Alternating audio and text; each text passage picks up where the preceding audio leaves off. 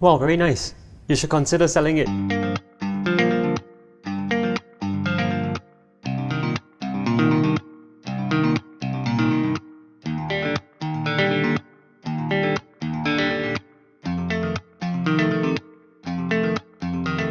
Hi, this is Alex from the Ricoh Asia Pacific Customer Experience Center. With the help of social media and online shopping platforms, it has become so easy for everyone to start their own small business. With so many people selling similar products, you really need to build up your brand and set yourself apart from everyone else. One of the ways to do this is through packaging.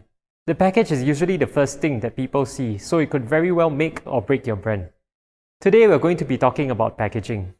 Packaging has traditionally been printed using offset presses, but with the advancement of digital printing, many businesses are now turning to digital printers, which allows us to print on demand.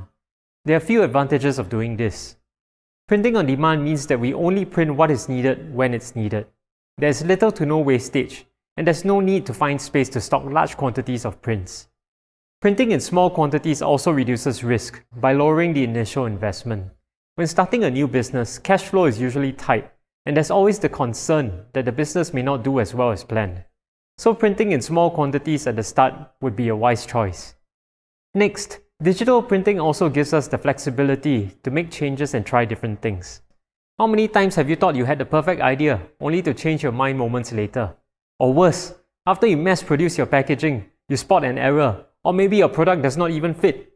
We'll be using the Ricoh Pro C9200 to create our packaging today. Let's go take a look at the production process. Here's the file that we're going to be printing. Let's take a look at the workflow we created, which makes use of Ricoh's Total Flow Production Manager to minimize the time taken to create, print, and die-cut ready files. The artwork is placed in a hot folder and it automatically gets transferred over to Total Flow Production Manager. The next step of the workflow involves Total Flow Prep, where we set the paper, print properties, as well as imposition to fit the media.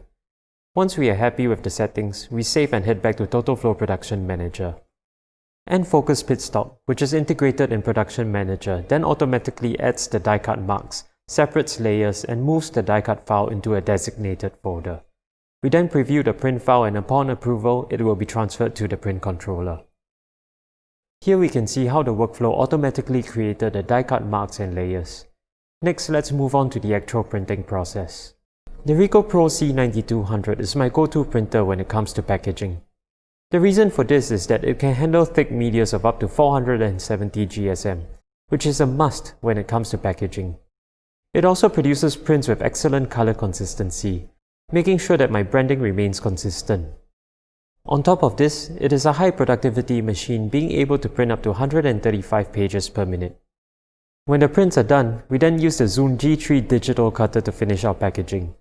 As you can see, the Zune Cut Editor automatically reads the die-cut marks that were created, so we can begin finishing immediately. The Zune G3 features a modular cutting system, and for this job, we will be using both the cutting module as well as the creasing module concurrently. The packaging is now complete, and this delicious cake now has a beautiful home. That's all for today. I'll see you next time.